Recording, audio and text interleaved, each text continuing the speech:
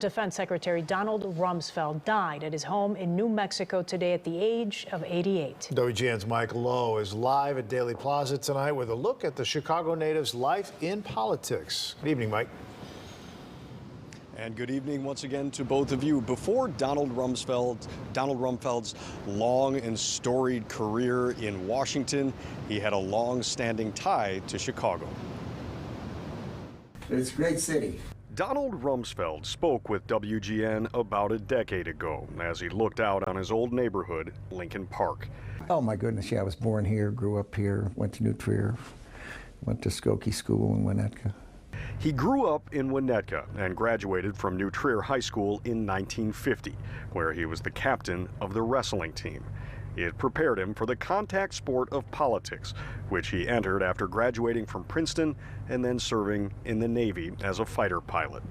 By the age of 30, he was elected as a congressman from Illinois. After 4 terms in office, he left to become an advisor to President Nixon.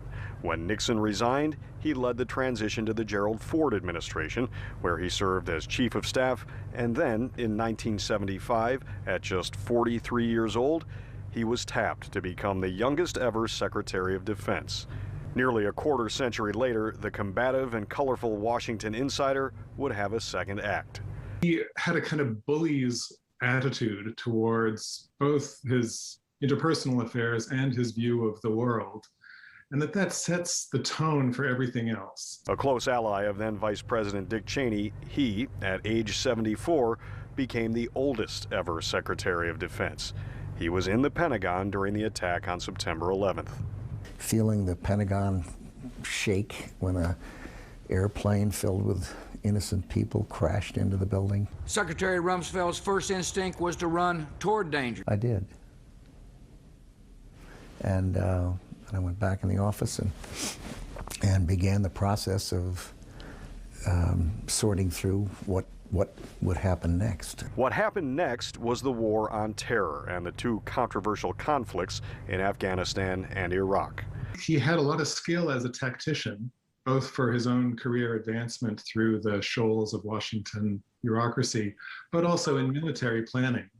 The problem, though, is that the costs of those decisions were borne by other people. Rumsfeld spoke at New Trier on that trip home years ago, and when students there asked him about torture at the prison in Guantanamo Bay, he denied that it happened. Guantanamo is probably one of the best prisons in the world. It's very well run. No one was waterboarded. But Professor Ian Hurd of Northwestern University says torture will forever stain Rumsfeld's legacy. That it was he who personally authorized torturing people by signing the memos that essentially declared that torture was now lawful. Well, Rumsfeld died today at the age of 88. The cause was multiple myeloma, a cancer that attacks blood plasma. Today also, former President George W. Bush issued a written statement calling Rumsfeld a public servant who, quote, never flinched from his responsibility. Reporting live tonight at Daily Plaza, Mike Lowe, WGN News. All right, thanks, Mike. We're going to talk more about Donald Rumsfeld in